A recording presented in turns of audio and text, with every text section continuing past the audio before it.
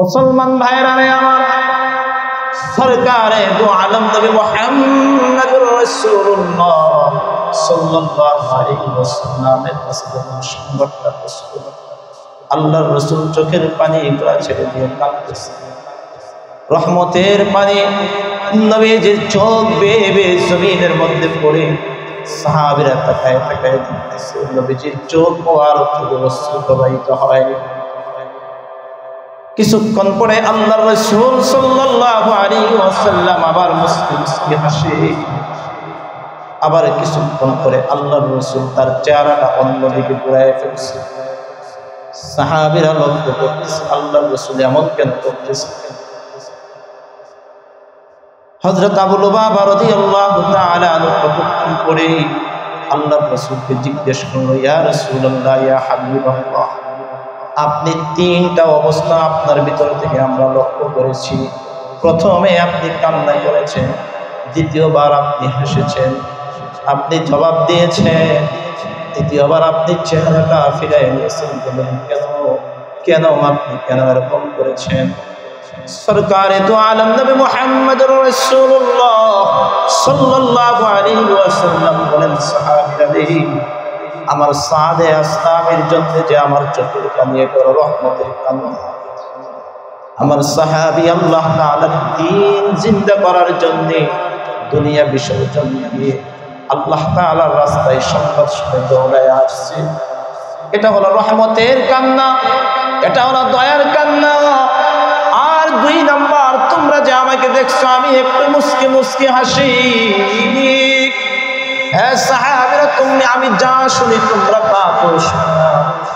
আমি দেখতেছি রহমতের ফেরেশতারা এসে আমার সাদে আসলামকে সালাম দিতেছে, আসসালামু আলাইকুম ওয়া রাহমাতুল্লাহ। রহমতের ফেরেশতারা আমার সাদে আসলামের কাছে এসেছে, এটা দেখে হাসছে। তিন নাম্বার, আমি যে আমার চেহারাটা অন্যদিকে ফিরাইছি এটার কারণ কি জানো? তোমরা তো জানো না।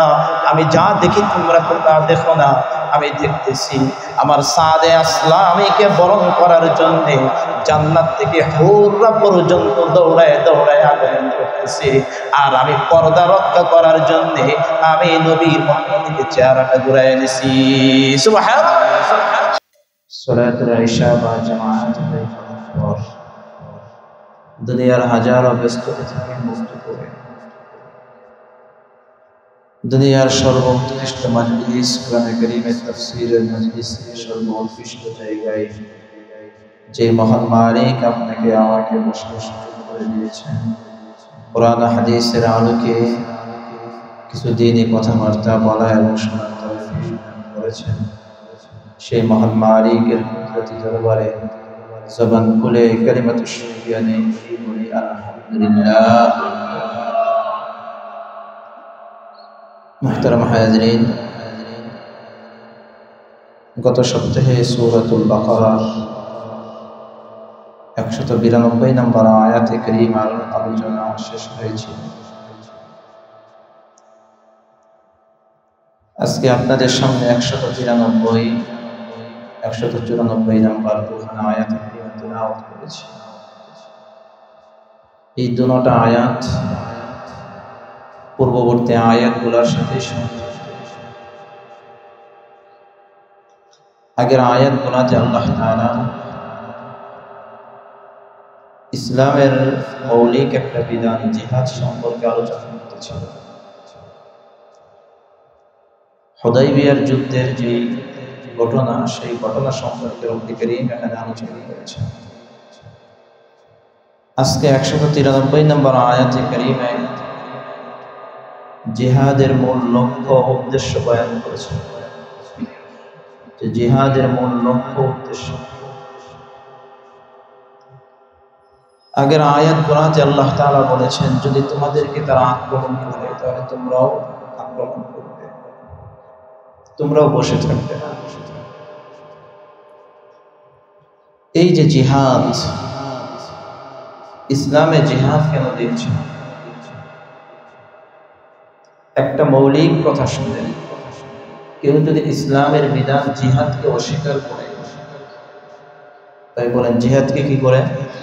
অস্বীকার করে, তাহলে সে মুসলমান থাকবে, সে কাফের হয়ে যাবে। সে কি হয়ে যাবে? কাফের হয়ে যাবে। আমাদের সমাজে এক শ্রেণীর মানুষ আছে যারা জিহাদকে অস্বীকার করে এবং জিহাদকে দুনিয়ার যেই ইউরোপ থেকে যে শব্দ সাপ্লাই, জঙ্গি, এই জিহাদ আর জঙ্গি এই দুইটা জিনিসকে তারা একসাথে গুলায় ফেলে। জঙ্গি এই শব্দটা আর জিহাদ এই শব্দটা, দুইটা শব্দের মাঝে রাত আর দিন তফাৎ। কারণ হাদিসে পাকের ভিতরে রাসূলুল্লাহ সাল্লাল্লাহু আলাইহি ওয়াসাল্লাম বলেছেন, আল জিহাদু মাযিন ইলা ইয়াউমিল কিয়ামাহ, কিয়ামত পর্যন্ত জিহাদ বলবৎ থাকবে। কোন পর্যন্ত? কিয়ামত পর্যন্ত জিহাদ কি থাকবে? বলবৎ থাকবে। জিহাদ শেষ হয় নাই। সরকারে দু আলম নবী মুহাম্মদুর রাসূলুল্লাহ সাল্লাল্লাহু আলাইহি ওয়াসাল্লাম থেকে শুরু হয়েছে, এটা থাকবে পর্যন্ত কিয়ামত। হযরত ঈসা আলাইহিস সালাতু ওয়াস সালাম দুনিয়াতে আসবে, তিনিও এসে আল্লাহর রাস্তায় জিহাদ করবেন। তিনিও এই কানা দাজ্জালকে কি করবে? হত্যা করবে, দ্বীন প্রতিষ্ঠা করবে এই জমিনের উপরে। শেষ জামানায় কিয়ামতের পূর্ব মুহূর্ত পর্যন্ত এই পৃথিবীর অবস্থাটা এমন হবে, ঈমান, মুমিন, মুত্তাকি, পরহেজগার ছাড়া দুনিয়াতে আর কোনো মানুষ অবশিষ্ট থাকবে না। বুখারী হাদিসের বর্ণনায় আসছে, এটা আপনারা আগেও শুনেছেন। সাইয়্যিদুনা হযরত ঈসা আলাইহিস সালাতু ওয়াস সালাম রাস্তার পাশ দিয়ে যাবে, ইহুদিরা রাস্তা গাছের আড়ালে লুকাবে, আল্লাহ গাছের জবান খুলে দিবে, গাছ পয়গম্বরকে ডেকে ডেকে বলবে, হে ঈসা, আমার পিছনে একটা ইহুদি লুকাইছে, এখান থেকে বের করে তাকে হত্যা করো। এই জন্য জিহাদ এর যে মূল লক্ষ্য উদ্দেশ্য কি, আল্লাহ তাআলা 193 নম্বর আয়াতে কারীমায় বর্ণনা করেছেন। জিহাদ এর মূল লক্ষ্য উদ্দেশ্য সম্পর্কে রব বলেন, وقاتلوهم حتى لا تكون فتنة ويكون الدين لله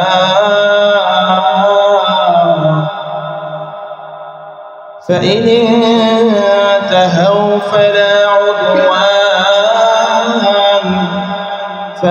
عدوان إلا على الظالمين। আল্লাহ বলেন, নকাতিলুহুম হাত্তা লা তাকুনা ফিতনা, তোমরা তাদের সাথে জিহাদ করো, লড়াই করো, তোমরা তাদেরকে হত্যা করো ততক্ষণ পর্যন্ত যতক্ষণ না ফিতনা দূরীভূত হয়। হাত্তা লা তাকুনা ফিতনা, যতক্ষণ না কি দূরীভূত হয়? ফিতনা দূরীভূত হয়। ফিতনা দূর হওয়ার আগ পর্যন্ত তোমরা তাদের সাথে কি করো? লড়াই করো। এই ফিতনার ব্যাখ্যায় আগের আয়াতে কারীমায় গিয়েছিল যে কুফর আর শিরক। 191 নম্বর আয়াতে কারীমায় আল্লাহ তাআলা বলেছিলেন যে ওয়াল ফিতনাতু আশাদ্দু মিনাল কতল, ফিতনা হত্যার চাইতেও আরো বেশি কি মারাত্মক, জঘন্য। ওই ফিতনার তাফসীরের ভিতরে বলা হয়েছিল এখানে ফিতনা দ্বারা উদ্দেশ্য কি? এখানে ফিতনার আবিধানিক অর্থ উদ্দেশ্য নয়, ফিতনার আবিধানিক অর্থ উদ্দেশ্য হলো পরীক্ষা, ফিতনার আবিধানিক অর্থ হলো পরীক্ষা। কিন্তু এখানে মুফাসসিরিনে কেরাম বলেন এই আয়াতে কারীমায় ফিতনার উদ্দেশ্য হলো কুফর আর শিরক, কুফর আর শিরক। তো আল্লাহ এই কথাটাই বলেছেন, যতক্ষণ না সমাজ থেকে কুফর আর শিরক দূরীভূত হয় ততক্ষণ পর্যন্ত তোমরা কি করো? জিহাদ করো। আর ওয়াকুন আদ-দীনু লিল্লাহ, যতক্ষণ না আল্লাহর দ্বীন বাস্তবায়ন হয়, যতক্ষণ না আল্লাহর কি দ্বীন বাস্তবায়ন হয়, আল্লাহ তাআলার দ্বীন বাস্তবায়ন হওয়া পর্যন্ত তোমরা লড়াই করো। আল্লাহ তাআলার দ্বীন বাস্তবায়ন হওয়ার আগ পর্যন্ত তোমরা কি করো? জিহাদ করো, লড়াই করো। কারণ এই জমিনের উপর আল্লাহ তাআলার দ্বীন প্রতিষ্ঠিত হবে। যারা আল্লাহ তাআলার দ্বীনের জন্য লড়াই করে তাদের পক্ষে আল্লাহ তাআলার কি থাকে? সাহায্য থাকে। তারা অল্প থাকলেও আল্লাহ তাআলা তাদেরকে কি দান করেন? বিজয় দান করেন। আফগানিস্তান সম্পর্কে আপনারা জানেন, 20 বছর যুদ্ধ করেছে, মাথা নত করে দেয়।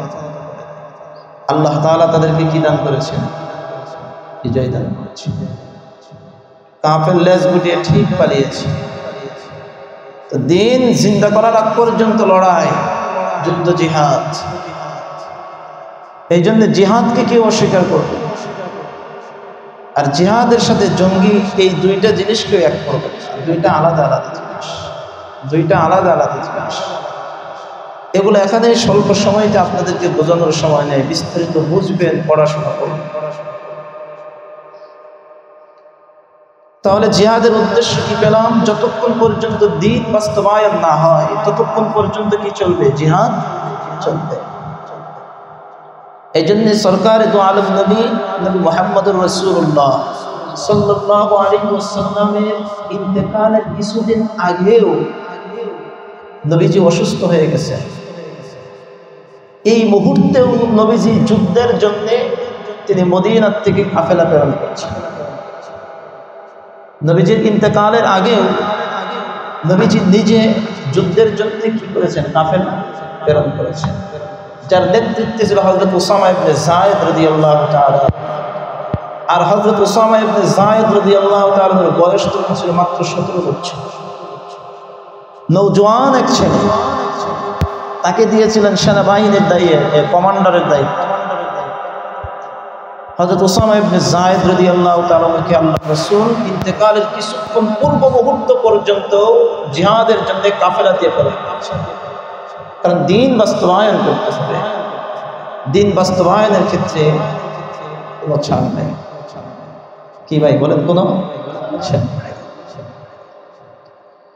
আল্লাহ, এই জন্য সাহাবায়ে কেরাম এই জিহাদের জন্য নিজেদের জান উৎসর্গ করেছেন, মাল উৎসর্গ করেছেন, জান উৎসর্গ করেছেন।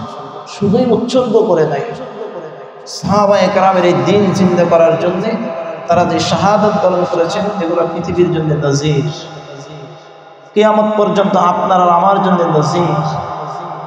কিন্তু এখন আপনার আর আমার ইমানের যে অবস্থা, এখন যদি জিহাদের ডাক আসে মনে হয় পাবো না আমরা।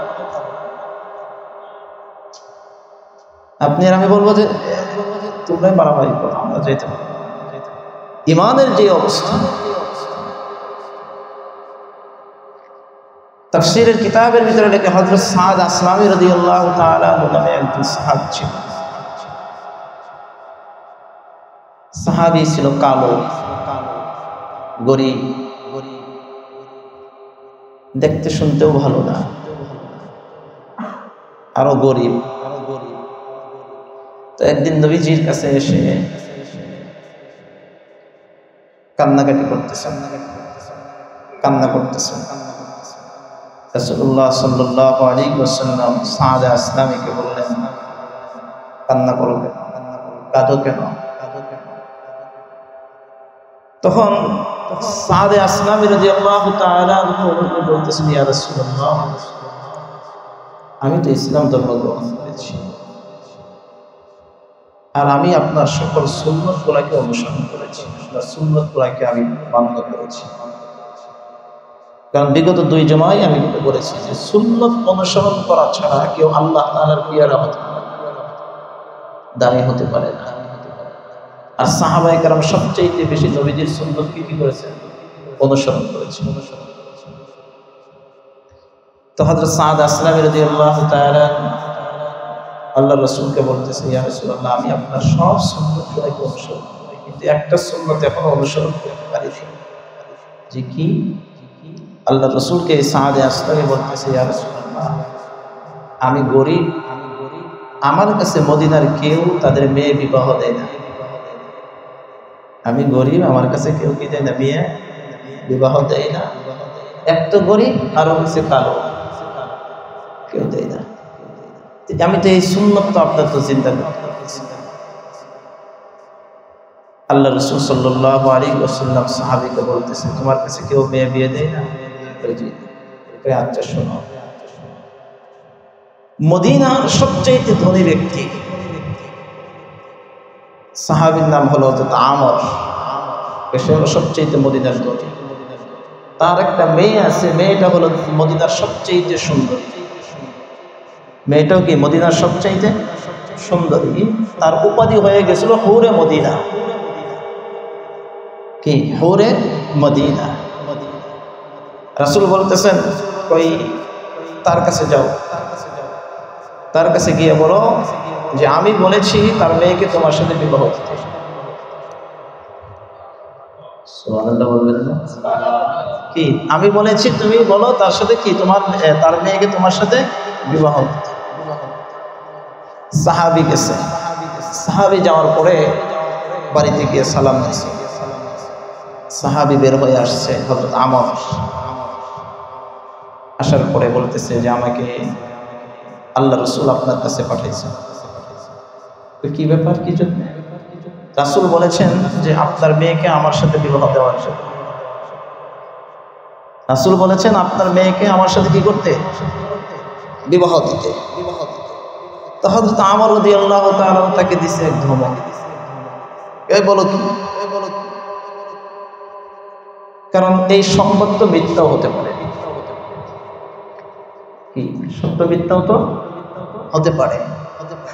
আর একদিক দিয়ে তো সে তো বাহ্যিক দিক দিয়ে যুদ্ধ না, এক তো কালো, টাকা পয়সা নাই, কিচ্ছু নাই, গরিব এক সাহাবী, কে দিবে?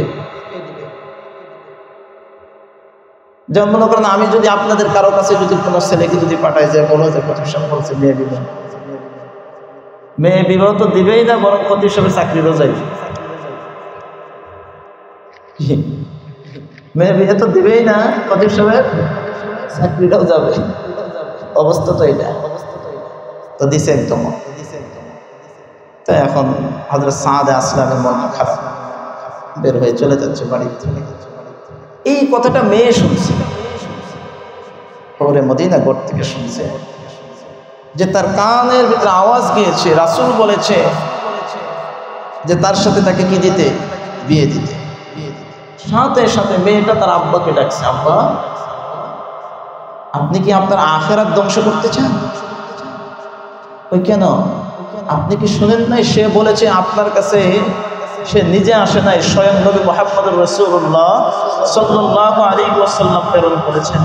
আপনি কাকে ফেরত দিচ্ছেন? রাসূলকে ফেরত দিচ্ছেন। আর রাসূলকে যদি আপনি ফেরত দেন, আপনার আখিরাত, দুনিয়া আখিরাত কি হবে? দুনিয়া আখিরাত। দেখেন মেয়ে মহিলা কি পরিমাণ সেন্স নবীজি আদেশ করেছে। আর আজকালের বর্তমানে মেয়েদের অবস্থা কি হইতো চিন্তা করে দেখেন, যে তাদের দাম, তাদের সম্মান বাড়বে না তো তাদের সম্মান বাড়বে। তখন বাবা বলতেছে, মেয়ে তুমি কি বিবাহতে রাজি আছো? তখন ওই হুরে মদিনা উনি বলতেছেন, হ্যাঁ আমি বিবাহতে রাজি আছি, যেহেতু আমার নবী মুহাম্মদ রাসূলুল্লাহ সাল্লাল্লাহু আলাইহি ওয়াসাল্লাম বলেছেন, আমি কি আছি? রাজি আছি। তখন সাহাবী হযরত আমর রাদিয়াল্লাহু তাআলা সাদ আসলামীকে আবার রিটার্ন করাইছেন যে যাও বিবাহের জন্য রাজি, রাসূলকে গিয়ে বলো। আরেক বর্ণনায় লেখে যে হযরত আমর রাদিয়াল্লাহু তাআলা সাথে সাথে আল্লাহ রাসূলের কাছে আসছে। আসার পরে আল্লাহ রাসূলের কাছে উনি ক্ষমা প্রার্থনা করতেছে, ইয়া রাসূলুল্লাহ আমি ভুল করেছিলাম, প্রথম বুঝতে আপনি আমাকে মাফ করে দেন, বিবাহতে রাজি। এখন আল্লাহ রাসূল সাদে আসলামীকে বলতেছে, বিবাহ তো করবা তো ধনী পরিবারে, মোহর দেন, মোহর কি করবা? সাদে আসলামী রাদিয়াল্লাহু তাআলা বলতেছে, ইয়া রাসূলুল্লাহ আমার কাছে কিছুই তো নেই, আমি নিজেই তো এক ফকির, আমি নিজেই তো এক ফকির, আমি বিবাহের মোহর দেবো কোথা থেকে? আমার তো কিছু নাই।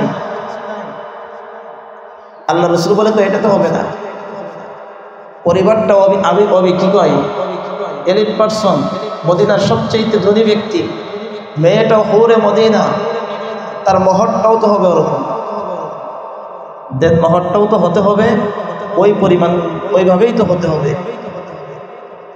নবীজি তার জন্য মহরদার তো বললেন ওই জমানায় 600 দিরহাম। সুবহানাল্লাহ, 600 দিরহাম, 600 দিরহাম তার মহরদার ছিল। বহু টাকা আসবে হিসাব করে। 600 দিরহাম, সাহাবী তো আশ্চর্য, কিচ্ছু নাই, আল্লাহ রসুল পাঠাইলো এরকম আবার 600 দিরহাম মোহর। এই মোহর ধার্য করার পরে আল্লাহ রসুল সাহাবীদের বৈঠকের ভিতরে সাহাবীরা শান্তি ছিল, বলতেছে এই তোমরা সাদে আসলামকে সহযোগিতা করো, যার কাছে যা আছে যাও। ধনী সাহাবী ছিল, হযরত ওসমান ছিল, আবু বকর ছিল, বড় বড় জলিলুল কদর সাহাবীরা ছিল। তো মোটামুটি সাহাবায়ে কেরামরা তাকে সহযোগিতা করে কিছু দিরহাম একত্রিত করেছে। আল্লাহ রসুল বলেন কই যাও বাজার করে নিয়ে আসো, বিয়ে করবে, বিয়ের বাজার লাগবে, বাজার করে নিয়ে আসো। সাহাবী মদিনার বাজারে গেছে, বিয়ের বাজার। সাহাবী কোথায়? মদিনার বাজার, বিয়ের বাজার করতে গেছে।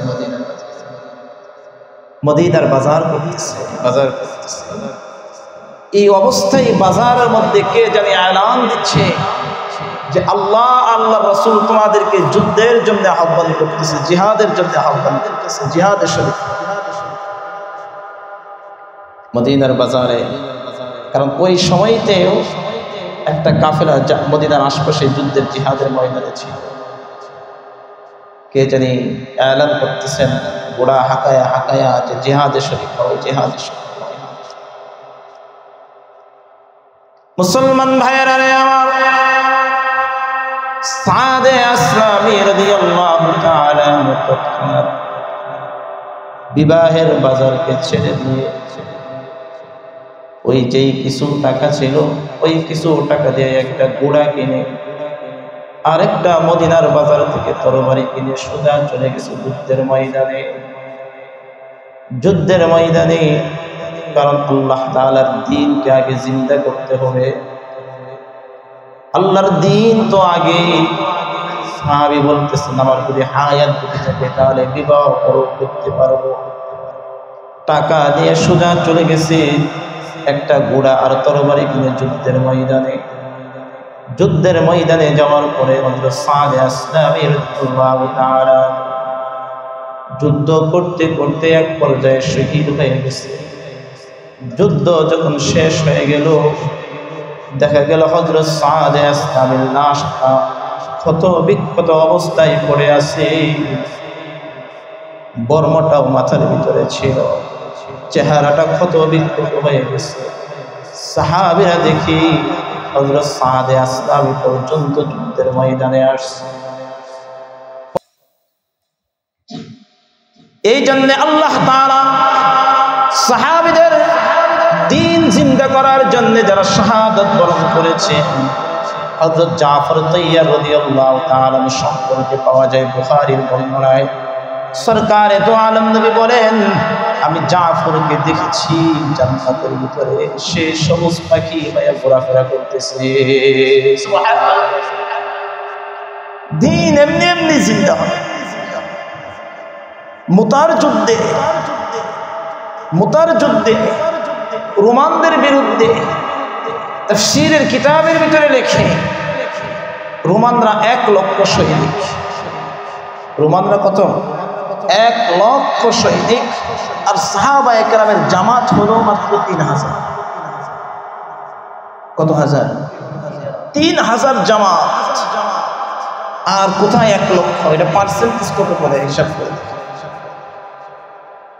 রাসূল যখন মুতার যুদ্ধে যখন সেনাবাহিনী প্রেরণ করে, এই অবস্থা কখনোই হয় নাই। নবীজি প্রথম একজন সাহাবীকে সেনাপতি বানাইলেন, ঘোষণা দিলেন, তার নামটা আমি ভুলে গেছি, প্রথম সেনাপতি, যে সে যদি শহীদ হয়ে যায় তাহলে দ্বিতীয় সেনাপতি হলো হযরত জাফর। হযরত জাফর যদি শহীদ হয়ে যায় তাহলে তৃতীয় সেনাপতি হবে আরেকজন সাহাবী। তৃতীয় সেনাপতি যদি শহীদ হয়ে যায় তাহলে চতুর্থবার আরেকজন ইসলামের জান্ডা যাবে তার কাছে।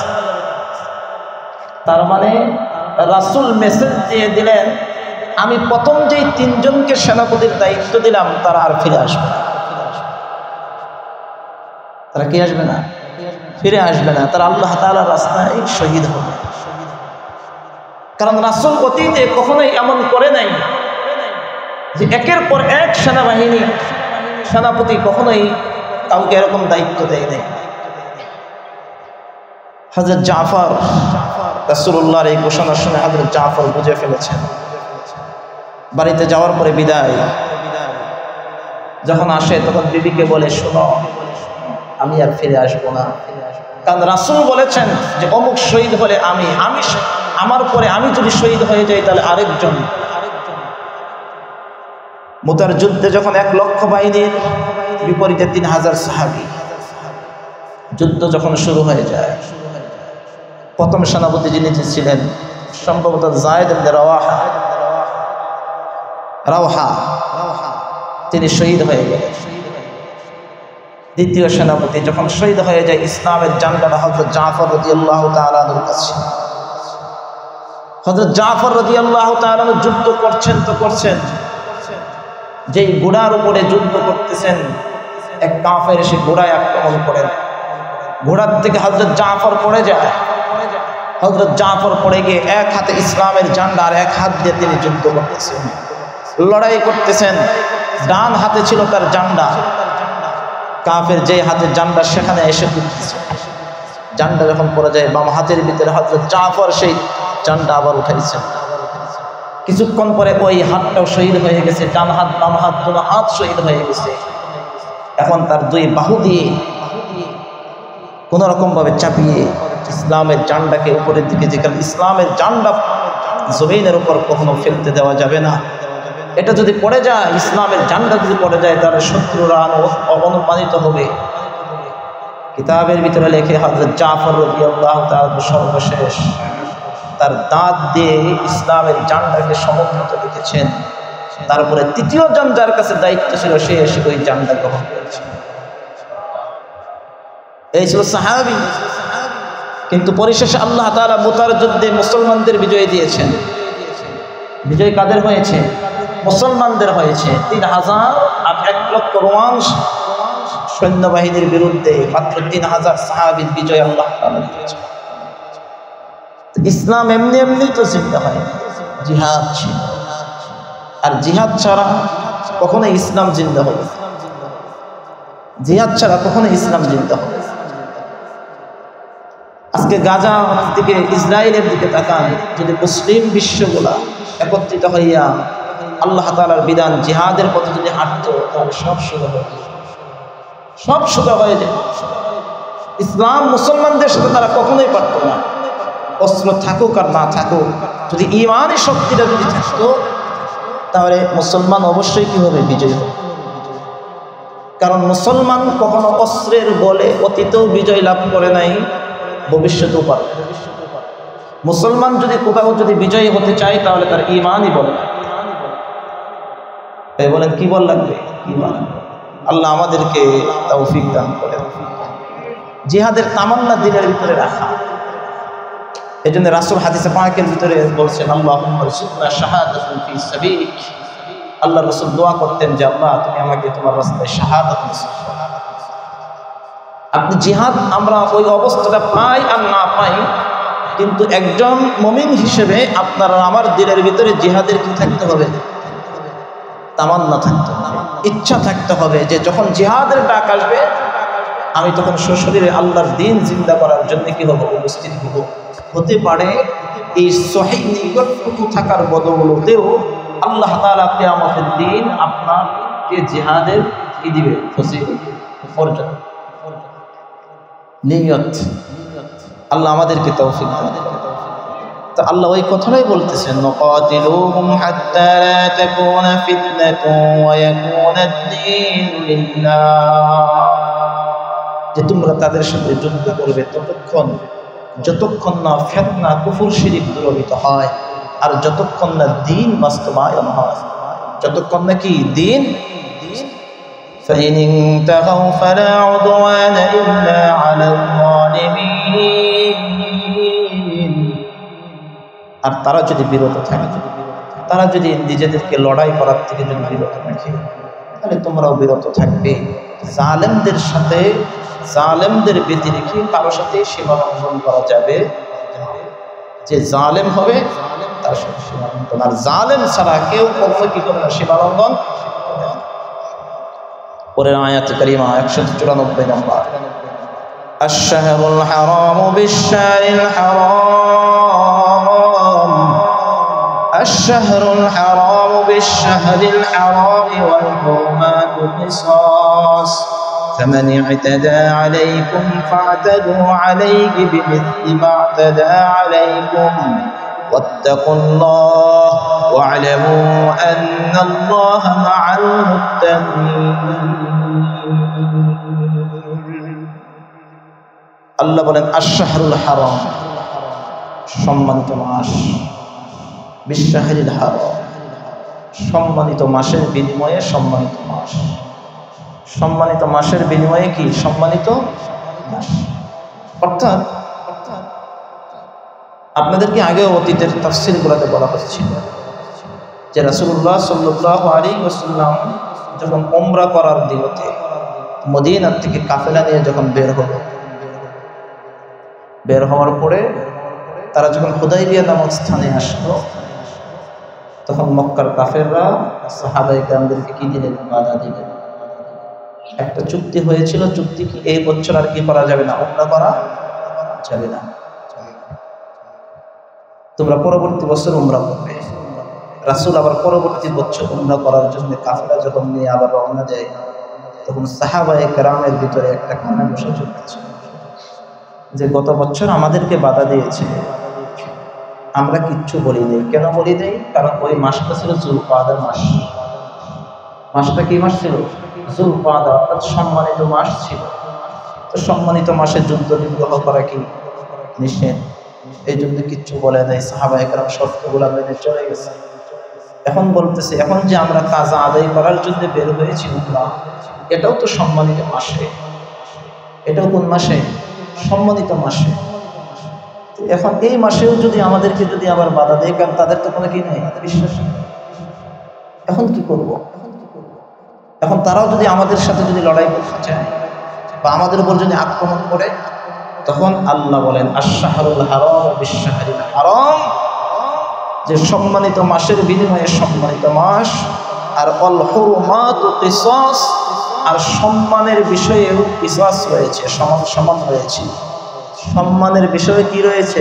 সমান সমান রয়েছে। অর্থাৎ তারা যদি সম্মানিত মাসে তোমাদের সাথে যুদ্ধ বিগ্রহ করতে চায়, তাহলে কি করতে চায়? তোমরাও বসে থাকবে না, হাত গোটায় তোমরা কি থাকবে না? বসে থাকবে না। তারা যদি সম্মানিত মাসে যদি লড়াই করতে চায়, তাহলে তোমরাও করবে। এটা কি কোনো নিষেধ? আল্লাহ অনুমতি দিয়ে দিল। তখন রিল্যাক্স মোডে সাহাবায়ে কেরাম আবার উমরা করার জন্য আসতেছে। আল্লাহ ওই কথাটাই বলেছেন যে তারা যদি সম্মানিত মাসের মর্যাদা রক্ষা করে, তোমরা করবে। আর তারা যদি সম্মানিত মাসের মর্যাদা রক্ষা না করে, তাহলে তোমাদেরও কি দরকার নেই। তারা লড়াই করবে, তোমরা লড়াই করবে। فمن اعتدى عليكم, যদি কেউ যদি তোমাদের সাথে সীমা লঙ্ঘন করে, فاعتدوا عليه بمثل ما اعتدى عليكم, তাহলে অনুরূপ তারা যতটুকু করবে ঠিক তদ্রূপ তোমরাও তাদের সাথে করো। তারা যে পরিমাণ তোমাদের সাথে কি করবে? অত্যাচার করবে, তোমাদের উপর নির্যাতন করবে, তোমরাও অনুরূপ তোমরা কি করবে? তাদের সাথে করবে। তবে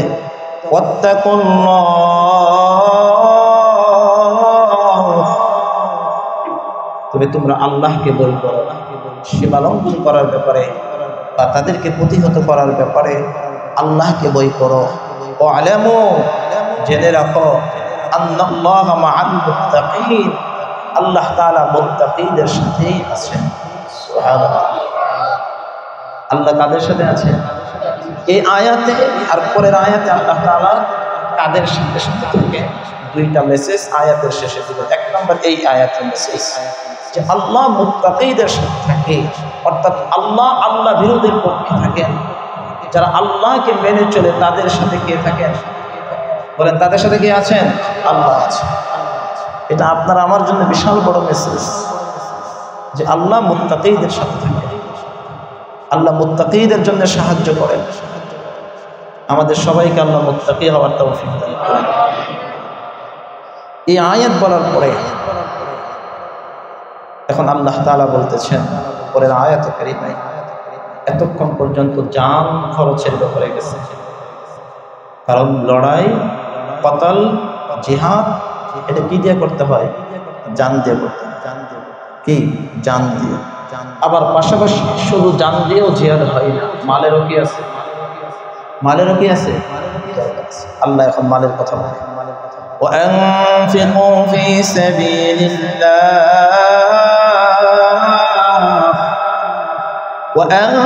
وأنفقوا في سبيل الله ولا تلقوا بأيديكم إلى التهلكة وأحسنوا إن الله يحب المحسنين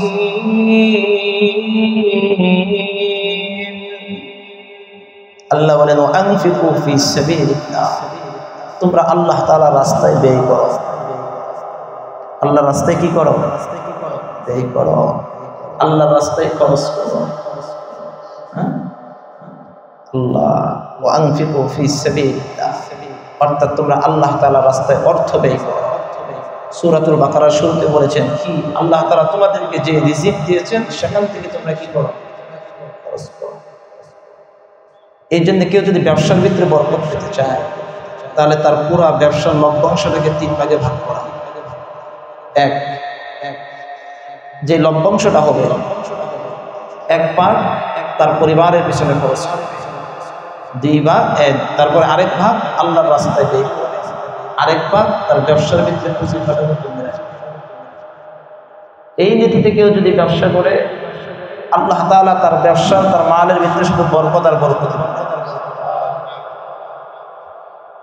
যে পুরা অর্থটাকে কয় ভাগ করে নেওয়া? 3 ভাগ।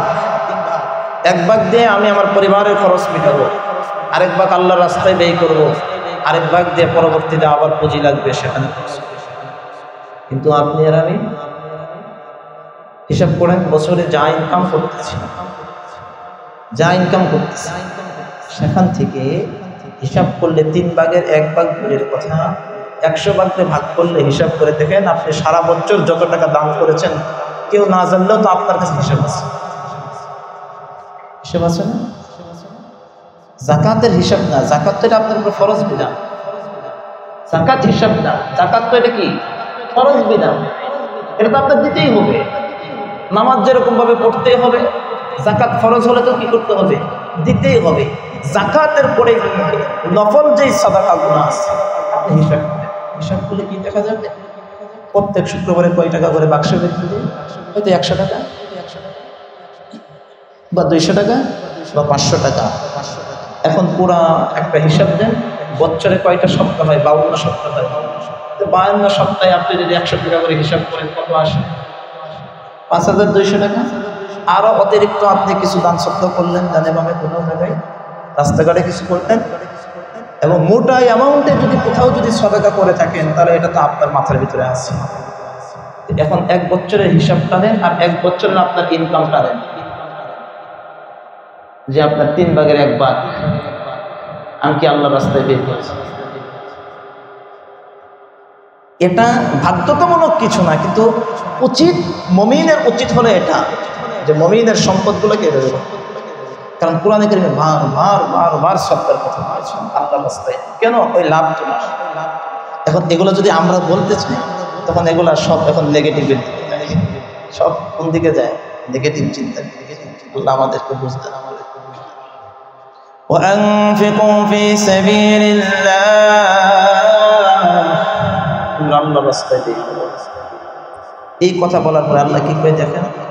ولا تلقوا بأيديكم إلى التهلكة, আল্লাহ বলেন তোমরা তোমাদের নিজেদেরকে ধ্বংসের দিকে নিক্ষেপ করো না। ولا تلقوا بأيديكم إلى التهلكة, তোমরা তোমাদের নিজেদেরকে ধ্বংসের দিকে কি করো না? ভাই বলেন না, তোমরা তোমাদের নিজেদেরকে কি করো না, ধ্বংসের দিকে। অর্থাৎ আল্লাহর রাস্তায় ব্যয় না করে তোমরা তোমাদের নিজেদেরকে ধ্বংসের দিকে নিক্ষেপ করো না। অর্থ এটা যে তোমরা আল্লাহর রাস্তায় ব্যয় করো, এই কথার পরেই আল্লাহ বলতেছেন কি, তোমরা নিজেদেরকে কি করো না, ধ্বংসের দিকে নিক্ষেপ করো না। অর্থাৎ আল্লাহর রাস্তায় ব্যয় না করে তোমরা তোমাদের নিজেদেরকে ধ্বংসের দিকে কি করো না, নিক্ষেপ করিও না। যদি আল্লাহর রাস্তায় ব্যয় করো তাহলে ধ্বংসের দিকে নিক্ষেপ হবে না। আর যদি না করো, হাত যদি গোটায় রাখো, যদি বখিল করো, যদি কার্পণ্যতা করো, যদি কৃপণতা যদি তোমার থেকে প্রকাশ পায়, তাহলে তোমার নিজেকে তুমি ধ্বংসের দিকে নিক্ষেপ। কোন দিকে? ধ্বংসের। স্পষ্ট কথা কোরআন। তাফসীরে নূরুল কোরআনের একটা সামঞ্জস্য পাওয়া যায় যে আনসার সাহাবীরা ইসলামের স্বাচ্ছন্দ্য হওয়ার আগে অনেক দাম। তো যখন মোটামুটি ইসলামের একটা প্রাচুর্যতা মোটামুটি একটা অবস্থা চলে আসে, তখন তারা কিছুটা হাত গোটায় নিয়েছিল দানের ক্ষেত্রে। দানের ক্ষেত্রে হাত কি করেছিল? গুটিয়ে নিয়েছিল। তখন আল্লাহ আয়াত দিয়েছে, তোমরা এগুলো কি করতেছ? আল্লাহর রাস্তায় দিও। তোমার সম্পদ যদি বাড়াইতে চাও তাহলে সদকা করো, আল্লাহর রাস্তায় খরচ করো। সম্পদ থেকে যদি বিপদ আপদ দূর করতে চাও তাহলে আল্লাহর রাস্তায় ব্যয় করো। নিজের উপর থেকে যদি বিপদ আপদ দূর করতে চাও তাহলে আল্লাহর রাস্তায় কি করো? ব্যয় করো। স্ত্রী সন্তানের উপর থেকে যদি বিপদ আপদ পেরেশানি দূর করতে চাও তাহলে কি করো? আমার পকেটে যখন টাকা না থাকে তখন খুঁজে খুঁজে দেখি যে পকেটে কয় টাকা আছে, তখন ওই টাকাগুলো বের করে নিয়ে আশপাশে দেখি কোথাও মসজিদ টসজিদ বা কোথাও আছে কিনা, ওখানে দিই। আমার উদ্দেশ্য থাকে যে এটা দিলাম, পকেটে টাকা নাই, টাকা আসার দিলাম। বিশ্বাস করেন আমি যতবার এই আমল করেছি না, 1-2 ঘন্টার ভিতরে আমার যে সামনে জরুরত হয়ে গেছে। আমার কারগজরে বল, আমার হয়ে গেছে, আমার এটা লাগবে কিন্তু হচ্ছে না, এটা আছে দিয়ে দেওয়া, তাহলে ওইটা আসবে। এই জন্য যার যার জায়গা থেকে আল্লাহ তাআলার কোরআনের কথার উপরে আমল। وأنفقوا في سبيل الله ولا تلقوا بأيديكم إلى التهلكة وأحسنوا إن الله يحب المحسنين। আল্লাহ আদেশ করে এখন বলে কি, ও আহসিনু, তোমরা নেক করো, তোমরা কি হও? ও আহসিনু, তোমরা নেককার হও। সুবহানাল্লাহ বলে। ও আহসিনু, আল্লাহ বলতেছেন তোমরা কি হও? নেককার হও, তোমরা নেক কর্ম করো। কি সুন্দর কথা। ও আহসিনু, তোমরা নেককার হও, তোমরা নেক কাজকারী হও, বদ আমলকারী হও। আহসিনু, তোমরা নেককার হও, নেককার হও, নেককার হও। ইহসান, ইহসান মানে কি? হাদিস জিবরিলের ভিতরে আসছে, হযরত জিবরিল, আল্লাহর এই ফেরেশতা হযরত জিবরিল আলাইহিস সালাতু ওয়াস সালাম একবার মানুষের বেশ ধারণ করে নবীজির সামনে আসে। নবীজির সামনে এসে নবীজির হাঁটু মুবারকের সাথে সেই হাঁটুটা মিলাইয়া সুন্দর করে বসলেন। বসার পরে একের পর এক প্রশ্ন করতেছে, ইয়া রাসূলুল্লাহ জবাব দেন, এটা কি, এটা কি, এটা কি, একের পর এক প্রশ্ন করতেছে।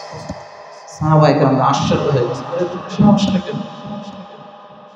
আল্লাহ রাসূলের হাঁটুর সাথে লাগাইছে, আর একের পর এক কি করতেছেন? প্রশ্ন করতেছেন। রাসূল প্রশ্নের জবাব দিতেছেন, আর প্রশ্নের জবাব শুনে ওই লোকটা বলতেছে ঠিক আছে, উত্তর সঠিক। উত্তর কি? উত্তর সঠিক। সাহাবায়ে কেরাম তো আশ্চর্য হয়ে গেছে, এটা কি, এই পাগল কোথার থেকে আসলো? এভাবে এসে প্রশ্ন করতেছে, রাসূল জবাব দিচ্ছেন, আবার রাসূলের কথাকে সত্যায়ন করতেছে যে ঠিক আছে। এক পর্যায়ে এই হযরত জিবরিল, এই লোকটা ছিল হযরত জিবরিল আলাইহিস সালাতু ওয়াস সালাম, সে প্রশ্ন করতেছে, ইয়া রাসূলুল্লাহ বলেন মাল ইহসান, ইহসান কি? ইহসান কি? ইবাদতের ভিতরে ইহসান দরকার। বলেন ইবাদতের ভিতরে কি দরকার? ইহসান দরকার। প্রশ্ন করতেছে ইয়া রাসূলুল্লাহ ইহসান কি করে? মুসলমান ভাইরা রে আমার,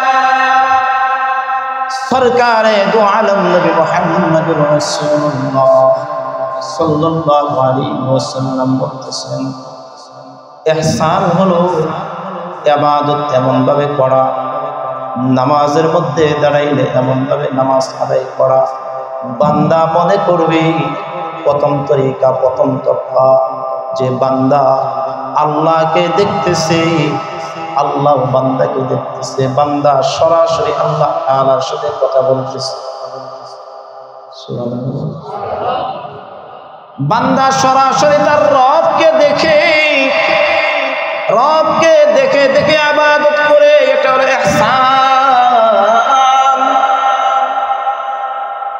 এরপরে আল্লাহর রাসূল বলেন যদি এতটুকু যদি সম্ভব যদি না হয় তাহলে তুমি এমন ভাবে ইবাদত করবে তোমার দিলের ভিতরে থাকবে আমি গুনাহগার, আমার দিলের ভিতরে গুনার ময়লা দিয়ে ভরপুর, এই জন্য আমি আমার রব আল্লাহকে দেখি না, কিন্তু আমার আল্লাহ আমাকে দেখতেছি, আমার রব আমাকে দেখতেছে। আমি কেমন করে নামাজ পড়ি, আমি কেমন করে তিলাওয়াত করি, আমি কেমন করে রুকু করি, আমি কেমন করে সিজদা দেই, আমি কেমন করে রুকুর তাসবিহ, কেমন করে সিজদার তাসবিহ, কেমন করে আত্তাহিয়াতু করতেছি, এটা আমার রব আমাকে দেখতেছে। এই জন্য আল্লাহ কোরআনে কারীমের মধ্যে বলেন আলাম ইয়ালাম বিআন্নাল্লাহ ইয়ারা, তারা কি জানে না আল্লাহ তাদেরকে দেখে? সুবহানাল্লাহ। আল্লাহ বলতেছেন তারা কি জানে না আল্লাহ তাদেরকে দেখে? তারা কি বুঝে না? তারা কি অনুভব করে না? আলাম ইয়ালাম বিআন্নাল্লাহ ইয়ারা, এই কথাটাই আল্লাহ বলেন ওয়া আহসিনু, তোমরা নেককার হও, তোমরা নেক কর্ম বেশি বেশি করো, ইবাদত এমন ভাবে করা যে আল্লাহ আমাকে দেখতেছেন, আল্লাহ আমার সব কিছুই পর্যবেক্ষণ করতেছে। আল্লাহ বলেন যদি এমন ভাবে যদি তোমরা যদি নেক কাজ করতে পারো তাহলে আমার সুসংবাদটাও শুনে নাও, ইন্নাল্লাহা ইউহিব্বুল মুহসিনিন। আল্লাহ বলেন নিশ্চয় আল্লাহ নেককারদেরকে আল্লাহ ভালোবাসেন। সুবহানাল্লাহ। ইন্নাল্লাহা ইউহিব্বুল মুহসিনিন। আল্লাহ বলেন আল্লাহ নেককারদেরকে ভালোবাসেন, আল্লাহ বদকারদেরকে ভালোবাসেন। এই জন্য নামাজে দাঁড়াইলে তিলাওয়াত যখন করবেন নিজের কানের ভিতরে এটা বাজাবেন, কি বলতেছি, আমার রব কি বলতে চায়, আমাকে কি মেসেজ দিতে চায়, এমন ভাবে যদি ইবাদত করতে পারেন, যদি এত সুন্দর করে যদি নেক আমলগুলো করতে পারেন, আল্লাহ আপনাকে ভালোবাসবে, আল্লাহ আপনাকে রহমতের চাদর দিয়ে দেখবে, আল্লাহ আপনাকে পছন্দ করবে, আপনি জমিনের মধ্যে থাকবেন। আপনি যখন আপনার রবকে ডাক দিবেন আল্লাহ তখন বলবেন লাব্বাইকা ইয়া আবদি, লাব্বাইকা ইয়া আবদি, লাব্বাইকা ইয়া আবদি। তখন আপনার কাছে মনে হবে আরে দুনিয়ার সব মজা তো ইবাদতের মধ্যে, দুনিয়ার সব মজা তো জিকিরের মধ্যে, দুনিয়ার সব মজা তো লা ইলাহা ইল্লাল্লাহর মধ্যে, দুনিয়ার সব মজা তো সুবহানাল্লাহর মধ্যে, দুনিয়ার সব মজা তো আলহামদুলিল্লাহ বলার মধ্যে, দুনিয়ার সব মজা তো আল্লাহু আকবার বলার মধ্যে, দুনিয়ার সব মজা মালিকের গোলামির মধ্যে। তখন আল্লাহ আপনাকে ভালোবাসা শুরু করবে। ইন্নাল্লাহা ইউহিব্বুল মুহসিনিন। যখন রব আপনাকে ভালোবাসবে তখন আপনাকে আপনার নেক আমল করা অনেক সহজ হয়ে যাবে। যখন রব আপনাকে ভালোবাসবে তখন সকল নেক আমল করা আপনার জন্য কি হয়ে যাবে? সহজ হয়ে যাবে, সহজ হয়ে যাবে। প্রতিদিন 100 বার সুবহানাল্লাহ বলতেছেন, যখন রব কবুল করা শুরু করবে তখন এটা দেখবেন অটোমেটিকভাবে 200 বার হয়ে গেছে। যখন ভালোবাসা বেশি বৃদ্ধি পাবে তখন দেখবেন 300 বার, 400 বার, 500 হয়ে গেছে। কাজের ফাঁকে ফাঁকে তখন আপনার জিহ্বা সচল হয়ে যাবে মালিকের জিকির করার জন্য, মালিকের জিকির করার জন্য। আল্লাহর নবী এক হাদিসের মধ্যে বলেন আল্লাহ কখন রাগ করে তুমি কি জানো না? ওই যেই বান্দাকে তার কুদরতি কদমে সিজদা দিতে দেয় না, তখন বুঝে নিবে আল্লাহ তার প্রতি চূড়ান্ত রাগ করেছে। বুঝো না? পকেট ভর্তি টাকা, সুন্দর গাড়ি বাড়ি, ইজ্জত সব কিছু মনে করতেছে রব তোমার প্রতি খুশি পাই না, তোমার প্রতি চূড়ান্ত রাগান্বিত দেখে তোমাকে আল্লাহ তাআলার কুদরতি কদমে সিজদা দিতে দেয় না, তোমাকে মসজিদে নিয়ে আসে, তোমাকে নেক কাজ করতে দেয় না, তোমাকে তেলাওয়াত করতে দেয় না, তোমার জবান দিয়ে জিকির বের করে না। এগুলা হলো তোমার প্রতি তোমার রব রাগ। এই রাগ হওয়ার কারণগুলো তুমি এটাকে বাছাই করো। আর আল্লাহ তাআলা ওই বান্দাদের প্রতি রাগ না, যারা ইবাদত করতেছে আগের চেয়ে আরো বাড়তেছে, সুন্দর হচ্ছে, কোয়ালিটিফুল হচ্ছে, তখন বুঝতে হবে এই বান্দার প্রতি রব খুশি। এই জন্য সে কি পাচ্ছে? সকল নেক আমল করার তৌফিক পাচ্ছে। কারণ রব যদি তৌফিক না দেয়, আপনি আর আমি নেক কাজ করতে পারবো না। আপনার আর আমার শক্তি নাই নামাজ পড়া, আপনার আর আমার শক্তি নাই জিকির করা, আপনার আর আমার শক্তি নাই মসজিদে ঢোকা। এখানে যারা তাফসিরে কোরআনের মালিকের কোরআনের তাফসিরে পড়ছেন, এটা আপনার আর আমার শক্তি না। রব আপনাকে দয়া করেছেন, রব আপনাকে ভালোবেসেছেন, দুনিয়ার সব ব্যস্ততার থেকে আপনাকে এখানে বসেছেন। কারণ আপনার সাথে অনেক নামাজ পড়ছে, বিভিন্ন জরুরত। আবার আপনার সাথে একই ফ্ল্যাটে একই সমাজে অনেক মানুষ বাস করতেছে, কিন্তু নামাজের খবর নেই। কি আছে না? আল্লাহ আমাদেরকে বুঝার তৌফিক। তার এই যে মেসেজ, ও আহসিন, তোমরা নেককার হও, ইন্নাল্লাহা ইউহিব্বুল মুহসিনিন, আল্লাহ নেককারদেরকে কি করেন? ভালোবাসেন। আল্লাহ আমাদেরকে তৌফিক দান করেন। Presents by Kuakata media centre. হক্কানি আলমদের নিত্য নতুন ভিডিও পেতে আমাদের চ্যানেলটি সাবস্ক্রাইব করুন। কুয়াকাটা মিডিয়া সেন্টার, ইসলামিক বিনোদনের বিশ্বস্ত সঙ্গী।